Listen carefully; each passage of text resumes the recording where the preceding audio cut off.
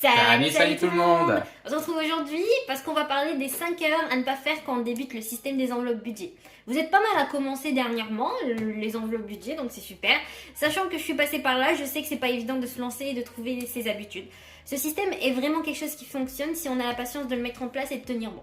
Donc c'est parti. La première erreur à ne pas faire, c'est de trop dépenser dans le matériel, surtout dans les classeurs. Je sais que c'est pas évident, que quand on voit les supports, c'est super joli, c'est aussi l'avantage des enveloppes budget, c'est d'avoir un support joli, de mettre à son goût, personnaliser ses classeurs, mais il faut faire attention, pas tomber dans le trop dépenser dessus parce que au final on est là pour économiser. Juste un carnet ou des feuilles sont suffisantes. Ne tombez pas dans ce piège là. T'as failli tomber dans ce piège là.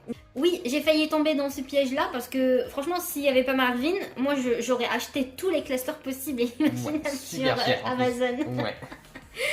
Au final j'en ai acheté que 2, celui-là tu me l'as acheté. Ouais, et j'ai pas payé bien cher. Je l'ai acheté directement à la source sur AliExpress. Franchement c'est genre 3 fois moins cher que sur Amazon.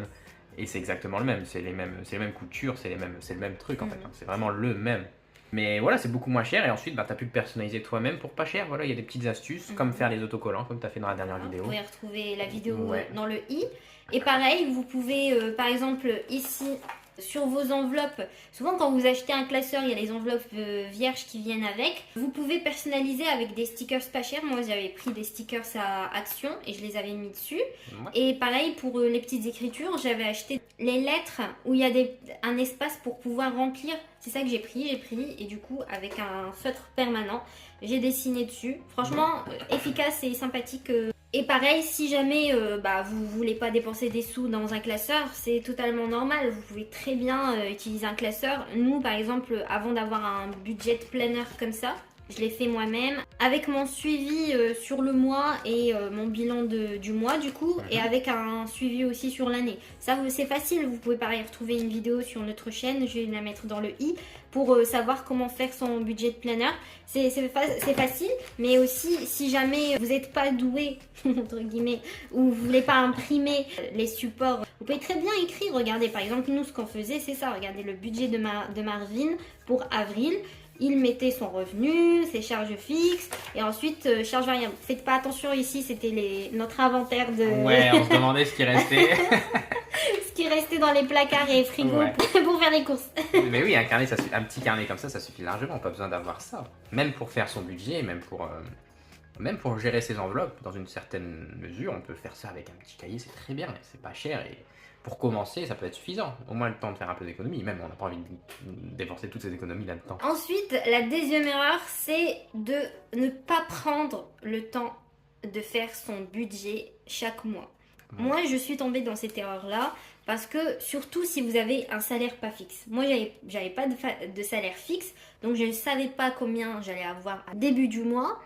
Donc, je ne faisais pas mon budget et au final, c'était un gros bordel. Donc au final c'est pour ça quand j'ai commencé ça m'a obligée à faire mon budget chaque mois et du coup vu que Marvin il a recommencé maintenant on fait chaque mois notre budget et on s'y tient. La troisième erreur, c'est une erreur dans laquelle tu es tombé quelques fois. C'est céder aux dépenses compulsives, voilà, aux achats compulsifs. C'est ne pas réussir à se contrôler, c'est aller sur un site et trouver tout un tas de crèmes qui vous intéressent et dépenser 130 € là-dedans et ne jamais utiliser ces crèmes et finalement jeter la moitié parce qu'on les a tous ouvertes et au bout d'un an c'est plus bon. C'est exactement ce genre de choses, voilà. Et j'avoue que je me suis emportée, c'était sur, comment ça s'appelle ? C'était un truc bio. Enfin je m'en souviens, c'était un truc... mescrèmesbio.com. Non, c'est pas ça. Mais... Bon, c'était pas l'année dernière d'ailleurs, c'était il y a 2 ans. C'était en 2020, c'est quand il venait d'avoir le Covid. Possible. Et que je travaillais en restauration et qu'on devait mettre le masque et vraiment il faisait hyper chaud et j'ai jamais eu l'acné très forte mais là quand j'ai dû mettre le masque franchement j'ai eu de l'acné tout le long de là où il y avait le masque. Et franchement c'était horrible, j'avais jamais eu ça, je me sentais la personne la plus moche du monde, mais vraiment il est sorti avec moi à cette période là, je sais pas comment il a fait. Je t'ai trouvé trop joli moi. Bref, du coup, et ça me rassurait sur mes boutons. Et donc, à ce moment-là, j'avais trouvé un site sympathique et je me suis dit, franchement, je vais prendre un set avec tous les produits. Au final, franchement, il y en a une qui a bien marché, c'était la crème quand c'était un spot bouton. Et franchement, ça a super bien marché sur mes boutons. Donc, au final, c'est pas grave que je dépensais autant pour au final que ça marche. Mais c'était il y a 2 ans, j'avais pas encore commencé les enveloppes budget, c'est pas bien hein, ce que tu fais. Mais donc, il faut pas céder aux dépenses compulsives. Franchement, ça peut arriver de temps en temps, mais il faut essayer de tenir vraiment à fond chaque mois. Je sais que c'est pas facile, surtout si vous êtes des acheteuses compulsives ou que vous n'arrivez pas à vous maîtriser, mais essayez petit à petit chaque mois de réduire votre budget. Par exemple le shopping, si vraiment vous aimez beaucoup le shopping, essayez de mettre par exemple 100 €, petit à petit ça devient 80, petit à petit au final pour ne plus avoir de shopping, parce que regardez votre armoire. Je sais que moi j'ai beaucoup de vêtements dans mon armoire et la plupart je les utilise même pas. C'est pour ça que j'essaye de les vendre aussi sur Vinted en ce moment. Petit tips que je vous donne, par exemple sur internet, quand vous voulez acheter quelque chose, mettez dans votre panier, c'est pas grave, mettez autant de choses que vous voulez. Et vous vous dites, je reviendrai dans fin de journée par exemple, je reviendrai, ou le lendemain, une bonne nuit de sommeil. Et vous vous dites, est-ce que j'en avais vraiment besoin ? Et souvent, moi, c'est ce qui m'arrive, c'est que je me dis, non, j'en avais pas besoin au final. Donc, pas besoin de... Parce que sur le moment, on se dit, c'est vraiment, je le veux. Est-ce que tu avais fait ça sur le site des crèmes ? Oh. Non, je rigole. Non, j'avais pas fait ça parce que j'en avais besoin. Mais pareil, si jamais vous êtes dans un magasin, par exemple, vous voyez un beau vase qui coûte 50 balles, vous vous dites c'est cher, faites le tour du magasin, revenez devant, si vous le trouvez encore super beau à 50 balles et en ayant réfléchi avec vos enveloppes budget et que c'est pas dans votre budget, vous allez voir que la plupart du temps, vous dites c'est pas grave. Alors, 4e erreur à ne pas faire, c'est se décourager dès le début. Parce que c'est difficile à mettre en place le système des enveloppes, c'est vraiment sur du long terme. Et si vous ne faites pas d'économie dès le premier mois, c'est normal. C'est pas grave, c'est que vous n'avez pas bien ajusté votre budget. Il faut revoir vos catégories, il faut revoir comment vous avez réparti votre salaire aussi. Et si jamais vous trouvez une erreur dessus, vous pouvez réajuster. Chaque mois est différent. Chaque mois, vous progressez. Chaque mois, vous voyez ce qui ne va pas et du coup, ce qui ira mieux plus tard. Donc, il ne faut pas se décourager et vraiment prendre le temps de bien installer ce système des enveloppes budget. Je pense que c'est pour ça que j'ai arrêté, moi, personnellement. Puis, je me suis découragé vachement vite au début. C'était beaucoup trop de changements d'un coup, en fait, je crois. Ouais. C'était vraiment compliqué pour moi de passer aux enveloppes, c'était vraiment compliqué d'avoir du liquide, j'en avais jamais avant. C'était trop compliqué d'avoir un budget, avoir en tête ce que je dois dépenser pour chaque catégorie. Ouais, avant, j'avais pas ça, j'avais juste de l'argent sur le compte et je me disais, il faut que je gère à peu près, quoi. il faut prendre du temps, voilà. Il faut se dire que c'est compliqué, qu'au début, ça n'a pas besoin d'être parfait, que faire des petites erreurs, c'est pas grave. Que ne pas faire d'économie au début, c'est pas non plus très grave parce que ça va venir à force. Ce qui nous amène à la 5e erreur aussi, qui arrive un peu trop souvent. Et ce qui m'est arrivé aussi, c'est s'interdire la carte. Voilà. C'est essayer de s'interdire la carte totalement d'un coup, directement, comme j'ai fait. En fait, j'ai voulu m'interdire la carte et ce qui s'est passé, c'est que, résultat, je me suis débarrassé de l'espèce très vite. Ouais. Voilà, moi, avant, je faisais que de la carte, et c'était très compliqué.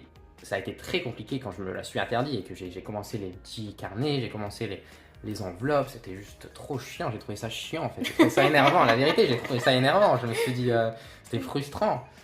Donc Non mais c'est ton avis. Ouais. Je ne le respecte pas, mais c'est ton avis. Non mais voilà, mais c'est vrai, je veux dire, quand tu passes de l'un à l'autre, c'est juste énervant. Et donc ça m'a juste donné envie d'arrêter et de juste reprendre ma carte et ne plus faire attention aux enveloppes et c'est tout. Non mais c'est vrai qu'il faut trouver le juste milieu pour vous. Il ne faut pas d'un coup se jeter sur l'espèce si vous n'êtes pas du tout adapté à ça. Et si jamais vous avez des budgets qui sont difficiles à gérer par de l'espèce, par exemple, il y a des pompes à essence qui qui ne prennent pas d'espèces. Donc vraiment, essayez de vous adapter à vous, à votre budget, à votre quotidien et adapter ce système à vous vraiment. Oui. Par exemple, vous pouvez très bien faire une enveloppe qui... Par exemple, les courses, si vous avez des tickets resto, vous pouvez très bien introduire ça dedans. Ou par exemple, sorties, comme nous, les sorties, c'est souvent à deux. Donc on fait notre compte commun, on met 100 € chaque mois sur notre compte commun, donc c'est en virtuel aussi. Après, comme je vous ai dit pour l'essence, et après, vous gérez comme vous sentez. Si vous avez besoin de faire une partie espèce, une partie carte, vous le faites. Et si vous avez besoin que ça soit que de la carte pour débuter, ou tout le temps au final, il y a plusieurs applications, plusieurs banques aussi qui font ça, comme Lydia, on a découvert ça il y a quelques temps, qui propose le système des enveloppes budget où vous pouvez faire vraiment vos économies en fonction de vos catégories. Ouais, on peut organiser son budget chaque mois. On peut faire des petites enveloppes. Ouais, il y a carrément le système des enveloppes maintenant, ce qui est plutôt marrant d'ailleurs. Ça montre à quel point ça devient un peu populaire. Donc, je peux me faire des petites enveloppes et j'en ai fait une aussi. J'ai fait une petite enveloppe essence l'autre fois parce que justement, de temps en temps, j'utilise la carte pour ça. Même si ce mois-ci, j'ai quasiment utilisé que de l'espèce, donc c'est bien. Mais il n'y a pas de mal en fait. Ouais, il n'y a vraiment pas de mal de s'en servir de la carte. L'important c'est de traquer, c'est de faire attention en fait. L'important c'est de traquer les trackers. Enfin, je veux dire, si tu fais attention à ce que tu dépenses, tu gardes les tickets, tu comptes, et c'est ça les enveloppes en fait. C'est plus ça que du liquide. Après, c'est plus sympa avec le liquide. En plus, il y a les petits carnets, on peut les rendre jolis comme ça, et puis c'est toujours bien, mais c'est pas. Mais c'est ça aussi l'avantage d'avoir des carnets, c'est que vous pouvez avoir des défis. Ça c'est vraiment bien, mais c'est pareil, si jamais vraiment. Ça vous convient pas ce système des défis, vous vous adaptez à vous. Le plus important, c'est de tenir sur le long terme. C'est comme le régime, c'est de réussir à tenir sur le long terme. Exactement. Faut pas d'un coup sauter sur je ne mange plus rien, je mange que 100 calories par jour. Vous n'allez pas tenir beaucoup, sur le long terme, ça c'est sûr. Donc, voilà. Du coup, du coup, on a vu les 5 erreurs qu'on pense qui sont importantes à éviter. Et dans lesquelles vous allez tomber aussi. C'est possible. De toute façon, c'est pas une route calme et paisible. C'est une route avec des hauts et des bas et c'est normal.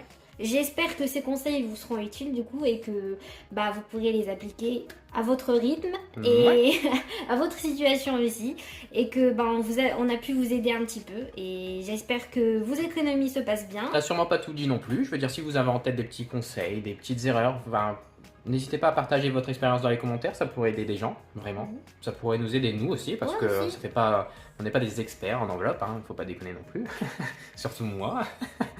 Mais non, n'hésitez pas à partager ce que vous avez vécu et les difficultés que vous avez affrontées avec ce petit système et comment vous les avez surmontées. Franchement, ça peut tous nous aider en fait. Tout le monde a des problèmes dans toutes les situations de la vie et je veux dire, quand je tape sur Google et que quelqu'un la partage, je veux dire, ça me fait plaisir, tu vois. Ça me rassure et puis s'il peut m'aider, je veux dire, c'est super. Donc n'hésitez pas à partager. Et comme d'habitude, du coup, on remercie tout le monde, tous les nouveaux abonnés, les anciens abonnés. Et on remercie Mom Knit and Advice pour son commentaire. On remercie aussi Sandrine SC, je sais ton prénom. D'ailleurs, Mom Knit and Advice aussi, je devais lui demander son prénom, mais j'ai oublié. D'ailleurs, si tu passes par là, c'est peut-être Mom. Peut-être, ou Knight. Ou Advice. Ensuite, il y a Mariette Dujacquière, merci à toi. D'APL, Laure bien sûr, et ensuite on remercie l'Hirondelle Rouge, pareil, il faudra que je demande le prénom. Peut-être Hirondelle. Peut-être, ou Rouge. Ou c'est peut-être L. Elle avance ça. Ouais. Ensuite Sana, du coup, on te remercie aussi, Sana Caramel, merci beaucoup d'être là. Et on remercie aussi Mélina, merci à vous tous, vraiment vous êtes au top. J'adore parler avec vous, j'adore communiquer avec vous et échanger avec vous, vraiment vous êtes les meilleurs. On vous souhaite une excellente journée. Exactement. Et du coup, à la prochaine, qui sera dimanche à 16h. À dimanche. À dimanche. Tchuss.